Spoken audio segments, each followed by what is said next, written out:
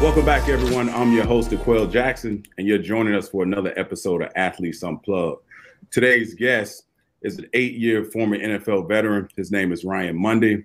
But the real reason he's on the show because I was sitting in this exact seat about a week ago, and he was talking about his new company called Alkeme that's focused on the mental health within the Black community. So, Ryan, welcome to the show, man. Thanks for joining us. No, I appreciate it, DQ. I'm really excited to chat a little bit. So looking forward to a great conversation, bro. Thank you for having me. Yeah, so let's start where I kind of left off. I was sitting in this exact seat, and I was literally trying to come up with new ideas and concept for what I wanted to talk about, and mental health was at the top of that list. Yeah. And when I look up, and you were talking to Michelle Steele on Outside the Lines on ESPN, I had to tune in. And immediately, I don't know if it was either that moment or that night, I reached out to you through DM, which I never do through social media. I've never done that before, ever. And it worked. So now I'm hooked. But I want to start there, man. Just, because it's such a important topic. In the last few years, you've seen this tidal wave of athletes speaking out and talking about the mental clarity and mental wellness. And I guess for my question to you is, why was that just so important for you at this moment in time? Yeah, real quick though, like diving in DMs and reaching out to people, that is like a very underutilized way of getting in touch with people, but highly effective. So I recommend you keep doing that. I'm hooked. I've been hooked for a minute, but thinking about like the last few years, it has been quite the ride, to say the least. And so like my background, as you know, and you talked about, is in athletics, and my journey with mental health really didn't show up until I retired. I had played football for 24 years in total. That's a long time to do anything. And then, so for the first time in my life, at the age of 31, I had to ask myself, who am I when I'm not tackling somebody? Right. That is a daunting task, because the whole life is built around football, right? Like went to school for free football, bought my house, football money. I mean, the whole nine. Like, then it's over, right? And you're like, well, who am I? How am I going to earn a living? How am I creating value, and what is the meaning of my life when, the center has gone away? Right. And so I had two paths. I had a professional path and I had the personal path. And so on the professional path, I got into like startups, early stage venture capital, so on and so forth, as an angel investor. Did that for about a few years, and then started one company. And we'll talk a little bit about that in the eco-friendly category. But use it as an opportunity to just kind of get my feet wet, learn operations, business, so on and so forth. But it wasn't my life's calling or my life's passion. And as I was looking around, and 2020 happened, and I started to reflect on my personal experience during that time of transition. I was going through anxiety, depression, identity issues, because again, I didn't have my center, and I needed help finding that center. And so I went out into the marketplace, because everybody now says, go see a therapist.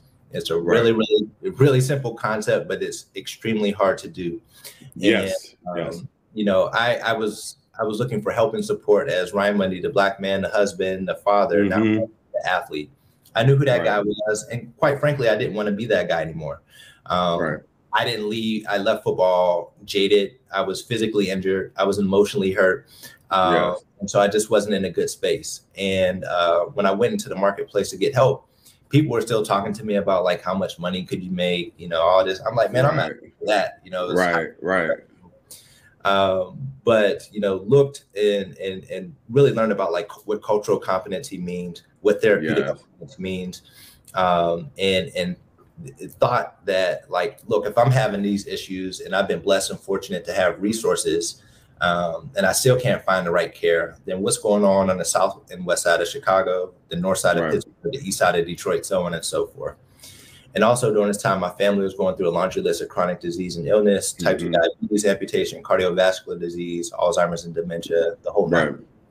And I put those two experiences into a bucket, and I just asked one simple question, like, who's principally focused on the trajectory of Black health? right? We are the most influential community globally, but yet we are also one of the most at-risk and sickest communities globally. That's a huge imbalance. And so again, professionally, I was in the startup game, and I knew how to like build businesses and how to like the flow of capital worked. And then like venture-backed startups, like you need big ideas. And I was like, yo, this is a big idea that nobody is really investing or doing anything about. And no one's tapped into it. No one's tapped into it on the way that we're approaching it and the opportunity ahead of us. No one has tapped into it. So that's really exciting. Which is mind blowing. Yeah. But and not to cut you off, but this was so fascinating because I think you and I had a similar journey. Yeah. Because I retired. Next year will be 5 years. I've been retired, but it took me a year. That first year was really tough. Yeah. And probably it wasn't until maybe 2 or 3 years ago, Ryan, I actually sought help from a therapist. But in my mind, I wanted to speak to someone that knew my experiences, that was culturally competent. Yeah. Right. And it was a struggle. I went through the NFL. And it was almost like I was vetting therapists. And I went on that quest, that journey, and I couldn't find anything, which was mind blowing to me. And that's what kind of drew me to, your segment on Outside the Lines, which is why we're here now. Right. You have tapped into a marketplace that I think a lot of people need and that is missing. And I heard you say this on a platform once before. Essentially, Alkeme, you want Alkeme to be the universal healthcare provider within the Black community. Yes. And I think, and it's rooted, the first problem, and it's rooted behind mental health. Yep. And I think, and to pat you on the back some more, I think is brilliant. I think it's a marketplace that, people like ourselves can identify with, because we're in the situation, we walk into a situation with whether we're undrafted, whether you're a 6th round draft pick like yourself, whether you're a 2nd round draft pick like myself, there's a burden of expectations that's expected within the football community.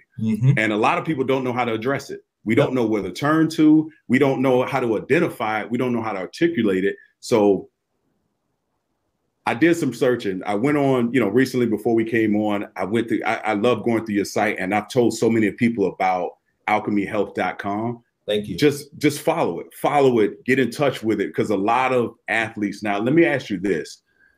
When I walked into the league in 2006, I've seen, and by the time I left in 2016, I saw a shift in language, a shift in acceptance, a shift in behavior, all these different things. And I guess my question to you is, even though I think you're on to something here with Alkeme, I don't think the NFL has, and I don't want to, target the NFL because it's provided me a life that I dreamed for myself. Yeah. But I do think we're on the tip of it. I think you're on the tip of it. And I think within the locker rooms, we have so much room to grow to address this issue. I'm curious to hear your thoughts about how the NFL and what guys collectively, what's their overall, kind of theory or emotions behind mental health right now with your research and your experts that you have working for you. Yeah, I can't tell you the amount of messages that I get throughout the week, texts, from some of my former teammates, from people who work at organizations that I used to play at, like, hey, can I connect you with this guy who's going through some things? That is. Did you anticipate that? I did. I honestly did not, but I've always had a heart for players. And understand that journey, right? And my mental health journey as a player didn't show up as an active athlete. It showed up when I retired. But as it relates to like what the current setup is for players to get the help that they need, and they're starting to be better communicators of that, I still think we have a long way to go. I believe that every team now has a mandate to have a licensed clinical professional, mental health professional on staff. But we know how that is, right? Yeah. It's like, it's kind of a slippery slope. So it's a delivery of care flaw, right? Because there's a lack of trust right? Yes. Like no one feels like, hey, if I'm seen going into like the therapist's office, then that will be used against me. I used to tell people, I used to hate going in the training room. I used to hate STEM, don't do that. Like, unless it's like an emergency, don't let them see you in the training room. Right. For physical injuries. So imagine, particularly in the context in the years that we played, you know, like mental health, man. Right. You just wouldn't do it. That was a scarlet letter. And so I'm glad that conversations are happening. I'm glad the mandate is in place, but now we have to figure out how to still build trust. And two, figure out like, what is the best way to effectively deliver care to male and female athletes, not only in professional organizations, but also in collegiate and high school as well. There's a gap as it relates to the delivery of care to provide mental health support to athletes. Yeah, where does that passion come from? You know, a lot of people, and I think, you know, a lot of people hear the stories. You've been, you know, you played in the league as long as you have. You've seen guys, you know, I know being on the other side of things, we have guys that, you know, the minute I heard of Alkeme, I'm like, I have at least 4 or 5 guys who could benefit from your program and your company. And like, what moves you to? Because it's easy to say, hey, there's a problem, let's identify it, but you're actually doing it. Like, is there something that happened to you? Is like, you know what? I can see myself in a lot of these other people, and I want to make sure I do my due diligence and do whatever I can to provide a service for my community.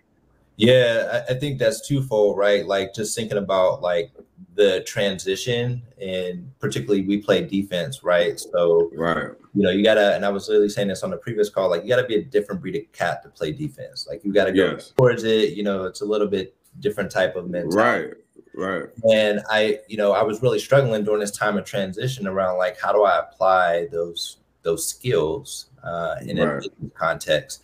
And I had to strip away the physical act of like tackling somebody, you know, technique, and say like, well, what allowed me to do that? Because you got to be different up here to do that. I feel like you're in my head. I feel like you're speaking the same language, same focus. I mean, the whole nine. And so like that was the shift that I needed to make. And I said like, this is who I am at my core, right? And this is what will allow me to like have that mindset and that approach in whatever I do. But I needed to find the right place to channel it, right? So there was a 5-year gap between me, you know, retiring from the NFL and starting Alkeme. I was trying to find my next flow, because like once you find that flow and get in that zone, and it's like, I got it. We've been fortunate to already do that one time, you know, playing football, and I was like, man, I need to find how I can do that again. Yes, I feel like you cracked the code in a sense. No, that's what I'm saying. I found it. And it was through personal experience, because, you know, this is happening like 2014, 2015. All these things happen at specific periods in time that built up my narrative and my story to make me uniquely qualified to go out here and start this company. I talked a little bit about my family. I talked about my personal experience. I'm like, how do we weave all this together and actually, you know, go out into the world and do something? So that's great. So let's dive into some of the services that Alkeme provides. There's different labs. There's different. If you could talk a little bit about some of the services that you guys provide. Yeah, for sure. So big step back. Let's talk about like what the mental health landscape looks like right now. You're dealing with some stigmas. And because of the stigmas, you don't want to talk to people about it, or you're not able to really go out and seek help. You may talk to your friends, and then you go on Instagram and find some memes or somebody who's like doing content to you, and you feel good about it. But after that, it stops. After that, it's like, if you're not getting what you need off of like social media, you have to go see a therapist. And that's a big ass jump. That's littered with access barriers. You know, therapy is expensive. Therapy is really hard to find culturally competent care. There's geographic issues, there's time constraints. And when, you know, these are barriers for the general public, but they're particularly compounded for our community. And it makes it really, really hard for people to get the help that they need. And so I thought long and hard about like, how can we democratize access while getting people the help that they need? And it's through content. And so at Alkeme, we show up currently as a content and production company, and we make, as you mentioned, labs and waves. A lab is a live stream and on-demand video therapy session led by a clinical expert that talks about that covers some sort of subject matter expertise. That could be trauma, that could be love and relationships, that could be Black in the workplace. It could be a multitude of things, but we deliver mental health live stream and on-demand therapy sessions through the lens of cultural competency. Yes. And then we also have Waves, which is like an audio first product that features guided meditation, sound bath exercises, body scans, and more. But again, because we're a content company and we're decentralized, if you will, we're able to go out and get the best and the brightest across any subject area. So you could think about us as kind of like Peloton for Black mental health, if you will. Right, right. So what you bring to the table is that uniqueness of the Black experience. Like the Black community knows what the Black community needs. Yeah. You know, so you're basically you're doing a deep dive into, you know, for instance, my wife, right? She works for now Meta, and she's one of the few Black and brown people at her level.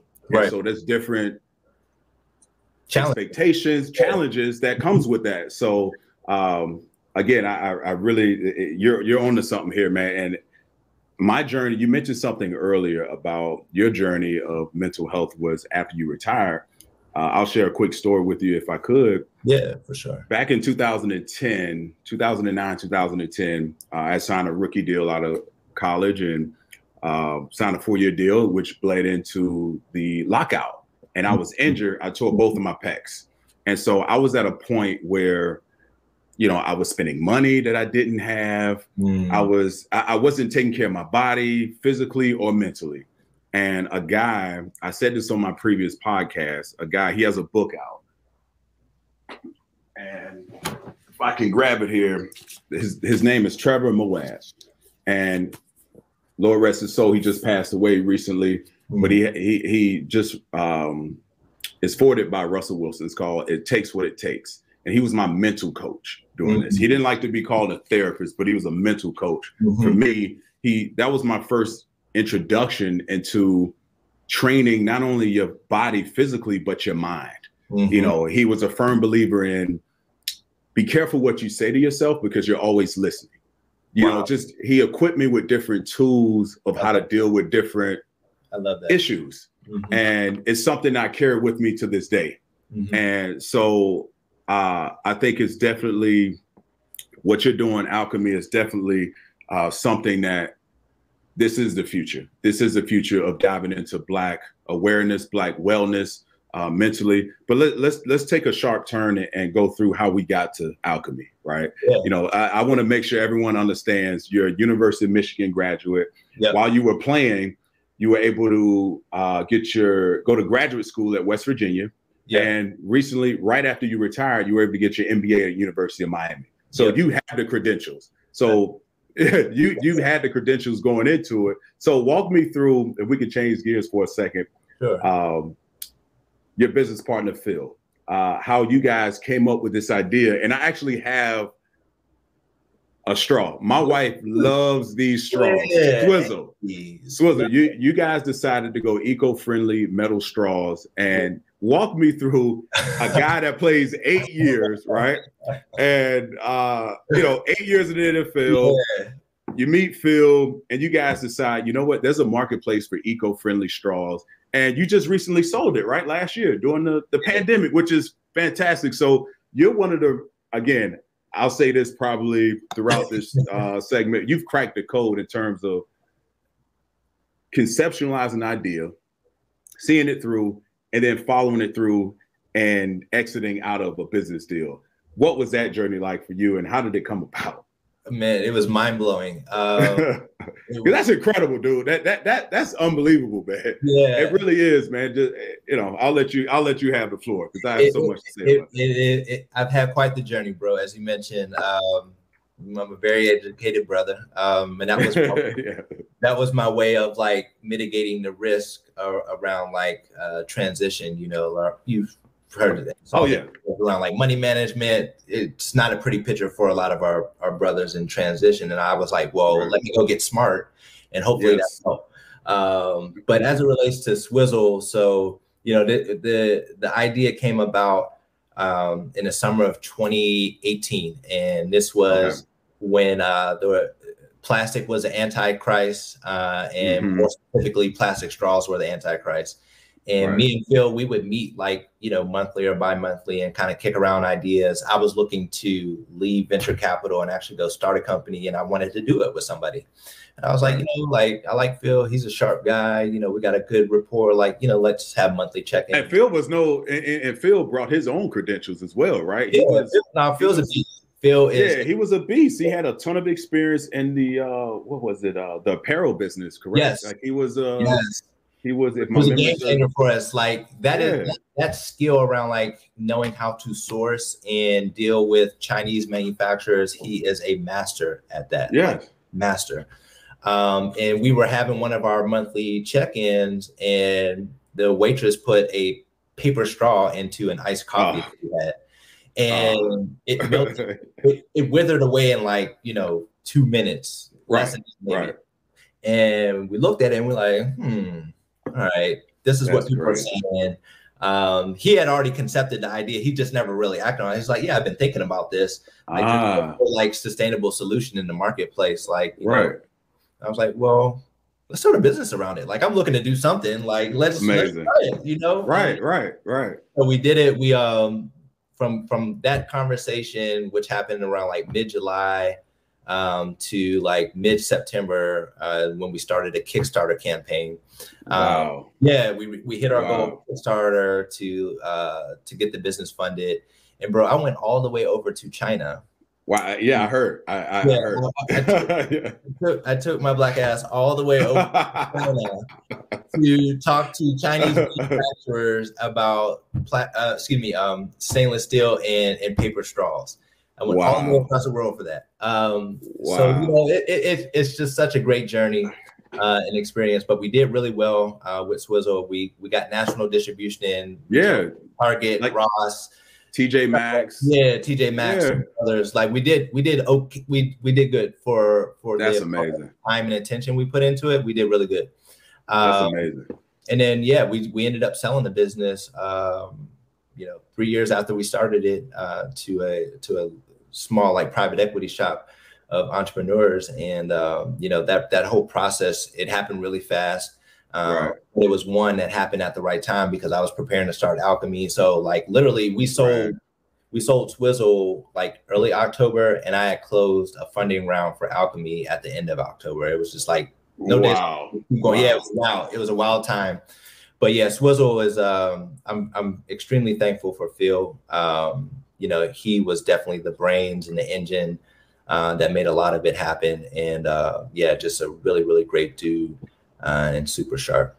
Was this your first all in, out of pocket kind of business venture, or did you have some side steps here along the way before you kind of met up with Phil? Like, I had some sides. And we don't have to go into detail, but I had some sides, bro. Like I think what my journey is around just like exploration and learning and growth. I was so that whole wave, the first or the second wave of like cryptocurrency, like I was day trading crypto, got burnt doing that. Bitcoin, like I was buying Bitcoin at like $5,000, stuff like that. My wife had some Bitcoin. I never really got into it. My wife it was a journey, investing into like IPOs, had some bad experiences with that. Right. So, it's the journey, right? It is a journey. I've got some lumps for sure. So let me ask you this in terms of, transitioning. I know we talked about the mental health side of it and just, going from one profession that you basically were doing since you were 7 years old, 24-year experience to jumping into the business world.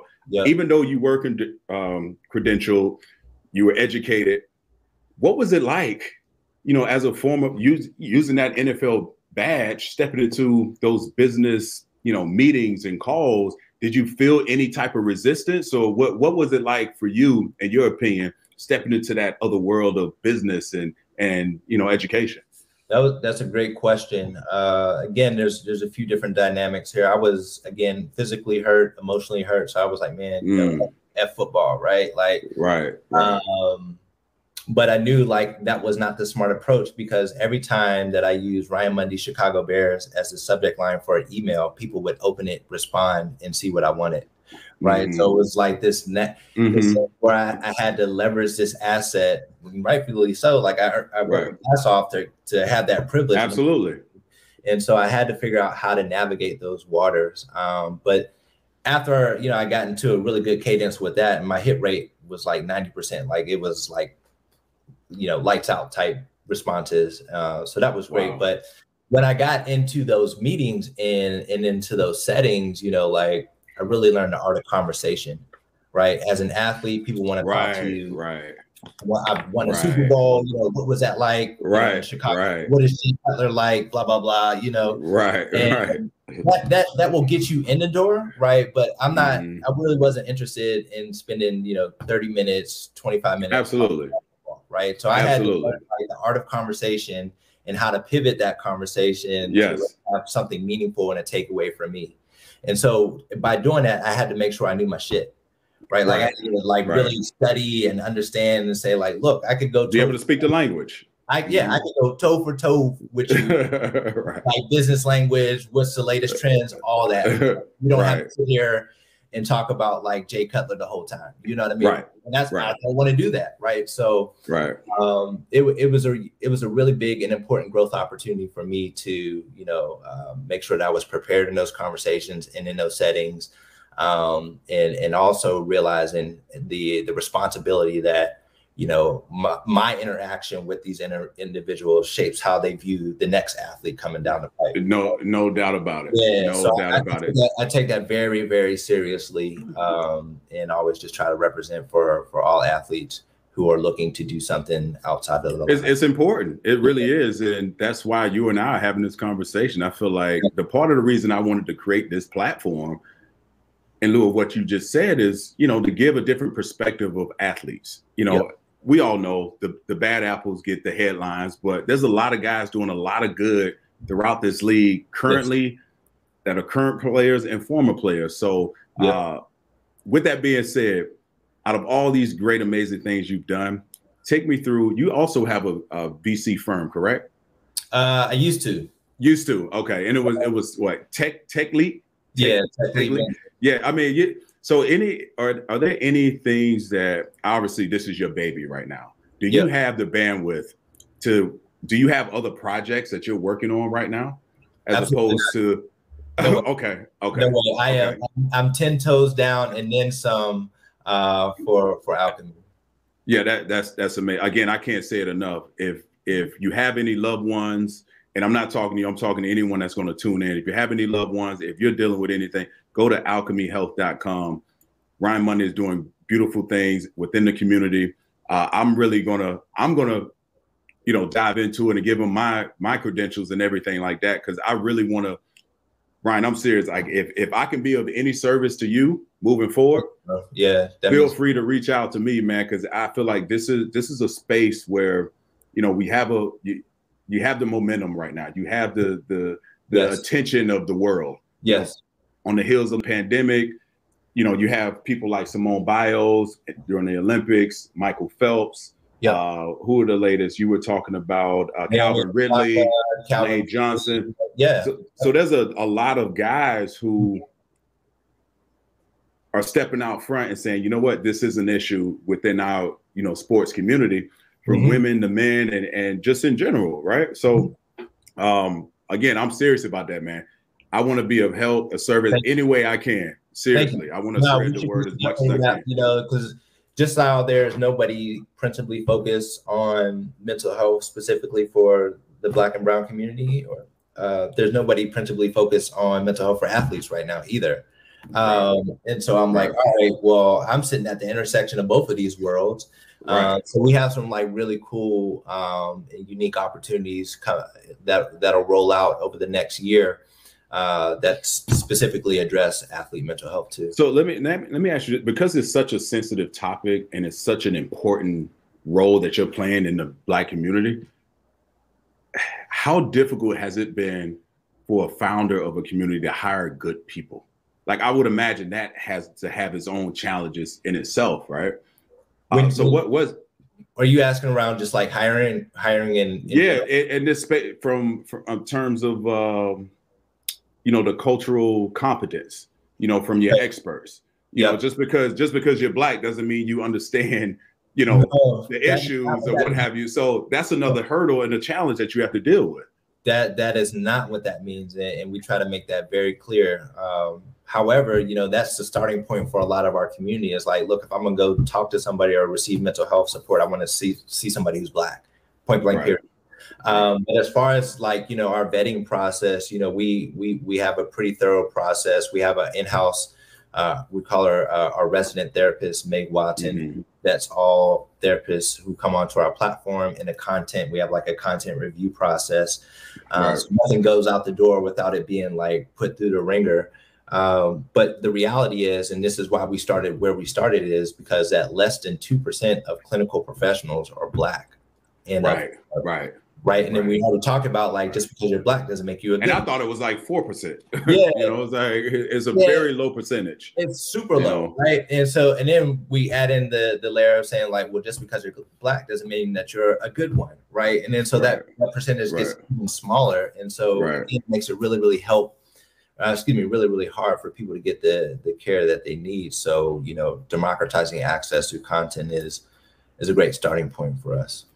No, that's amazing, man. And again, I know I keep repeating myself, but I'm glad that you took the time to answer that DM, and I'm gonna take your advice and I'm gonna do this a lot more, because it moved me so much to see that there was a company centered around our community and our issues that understand it, that wants to understand it.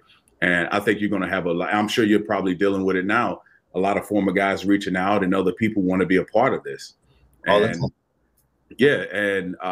so it just sparked another idea in my head, not idea, but question. Are there any other platforms similar to what you're doing at Alkeme right now? Through a lens of, now I know that there's general health and wellness companies, but centered around like the Black community. Yeah, there's a few that they deliver a different delivery method, like care delivery method. So they're more so like a marketplace that, will show you a list of providers, and you filter through a provider somewhere in your area. And then there's also some platforms that actually deliver the service via telemedicine. Like virtual care. We look at that, we'll build into that, but it's still really, really hard, because that's at the end of the spectrum. So we have to go faster. But no, it's a very, I don't want to say crowded space, but there's a lot of players in the space. And so the way that we segment our company is by saying like, look, we're going to focus on the Black community, and we're also going to move forward with a different product type that you don't necessarily see in the mental health category. Because right now, most of the apps in the App Store are focused on like meditation. There's no shortage of meditation apps out there. Like we have meditation. I have some. We have meditation on our platform, but that's not our core product. Our core product is around like, these live stream and on-demand therapy sessions that, you don't really see in the marketplace right now. Did you have any background in like sociology or any of that? Like, this is just something that, you saw a marketplace, a need for it. And, you talked about, on different platforms doing my research, just getting to know you, you talked about some of the struggles that your family was having and to get you to this place. But I'm just moved by just someone that's able to, because I would imagine this isn't an easy topic. This isn't an easy issue. And a lot of people are still very uncomfortable talking about Black anything, so what are those pitches like? Do what was it? I'm curious to see, when you had this idea, obviously no one's going to love your idea and cater to it more than the guy who created it. Did you have any pushback in terms of, hey, you know what? I don't think this is the space you should deal with. Did you get any of that? Yeah, for sure. Investors will tell you no quickly. Yeah. But I definitely have faced rejection and pushback, and Alkeme, has been a thought and an idea that has had many different shapes and forms than what it currently is today. This is not something that happened overnight, but really was something, again, that was kind of brewing in me over a period of time.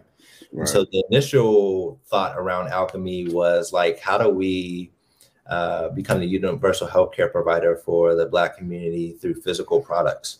Wasn't even thinking about mental health at that time. More so like physical products, nutrition, so on and so forth. It wasn't until like the pandemic hit, and then more importantly, the summer of 2020, Black Lives Matter, Breonna Taylor, George Floyd, Ahmaud Arbery, like our community was hurting, but our community was really, really hurting. And I was like, man, like, this, we have to start with mental health. Like I had thought about it before, but like, it was just like an outcry.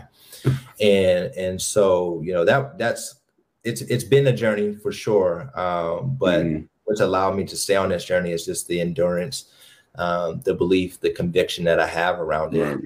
Because when you talk about like the Black community, then there's a narrative around like Black founders not being able to raise capital. If the business is built around serving the Black community and it's a small market size opportunity, all that is false. Hands down. Oh, no doubt. Yeah, there is a massive financial and business opportunity specifically serving our community. Right. I live in DC and I'm surrounded. I mean, it used to be called Chocolate City, but I'm not from the area. But, one of my mentors is probably, I hate to say this, but he's probably one of the wealthiest people I've ever met in my life. And he looks like you and I. And there's a ton of people like that walking around Washington, D.C., and the circles are very small. And I was out to dinner with my mentor a couple of days ago, and he was asking me about the platform and who I was having on, and we brought you up. Oh, nice. Brought your name up and your company. And, it was so fascinating. It's just like, he was interested, and I'm sure he'll tune in at some point, but I would love to have, we could take a trip to Chicago, have a lunch or what have you, and let it kind of organically kind of happen, But I know you have a heart out, man, and I have so many questions for you. But I appreciate you taking the time here. And again, I can't say this enough. If there's anything I can do on my end to help push this message forward, to help, I do have one more question for you. I do have one more question. Let's go. How does you have the company set up, you have the experts in place, you have labs, you have waves. Has it become a struggle do you recruit at all? Are you reaching out to former players? Like I would imagine with being a Black man and understanding this isn't the easiest topic to talk about. And especially as a Black man, being a former athlete, we're looked upon as superheroes, like we're impenetrable. But you and I are in a place where we can talk about that isn't the case. Has it been a challenge to get Black people and people in general to say, okay, you know what? I need this help. Actually, it hasn't been a challenge. Like again, a lot of the members of the Brotherhood reach out to me with this and requests, like, hey man, like I see what you're doing, like thank you. Can you help me? That has probably been one of the most rewarding parts of this journey is knowing that the impact and the importance that it's having on not only athletes, but like people's lives. Right. And as it relates to like recruiting, I thought about hiring. Right. So like we're putting a team here. We have 6 full-time employees right now. And it's directly correlated to that flow comment before around just given our mission, our vision, the macro environment, like people are looking for purpose and meaning in their work. Right. And so when I interview people in hiring interviews, like that just jumps across the table. Like you guys are doing some really amazing work. And I want to help contribute to the mission. And I can't say enough about that because that's really, really important. because this is no small task that we're going after. Like, to say that we become the universal healthcare provider for the Black community, that's not a 1-year thing. That's not a 2-year thing. This is like generational work that we're embarking. Right. And having the right people and having the right support, externally is mission critical for us. So I thank you for having me on, bro. Yeah, no, listen, man, Ryan, I thank you for your time, your perspective. What you're doing is amazing. Again, for everyone listening, please go to, even if you're mentally in a good place, go check it out. Be proactive. Be proactive. AlkemeHealth.com. Listen, I'm a huge component of it. I think a lot of people need to understand health is not only just physical, but it's mental. Yeah. And when for me personally, Ryan, it was hard to, can I tell you a quick story really quick? Yeah. Quick story. So being in DC, I've met some very fascinating people. Mm-hmm. And I met this guy on a fishing trip. He was through my money managers, and they always have a trip every other year. So I decided to go. And I meet this guy. We didn't put a pole in our hand. We talked for 2.5 hours on the boat. Oh. And lo and behold, he was a former Navy SEAL. And we talked about some of the mental challenges and that NFL guys and transition deal with. And he was telling me stories about, special ops and the elite guys, having a hard stop to what they're doing. So without naming names, and I'm not even sure if I can even talk about it, but they devised a plan, a treatment program back in 2008. They got a grant for close to $100 million to focus on their 1%, their elite group, the special ops and Navy SEALs, and because they had a huge percentage of suicides. And so I've met so many other, they've accepted me into their community.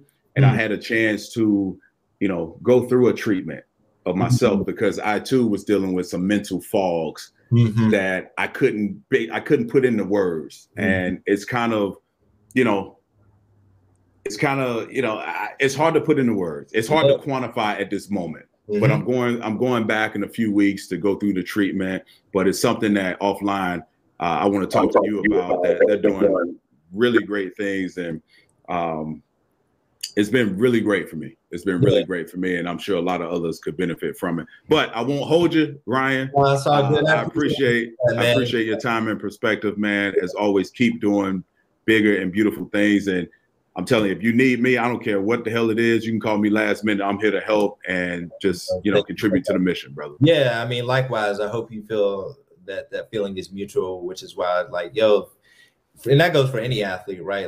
We have that shared bond and experience, man. And, I'm quick and will always and forever be like a supporter of athletes, particularly athletes in transition, looking to find that flow again and be excellent at everything they do, man. So anything that I can do and help out with, I'm down for sure.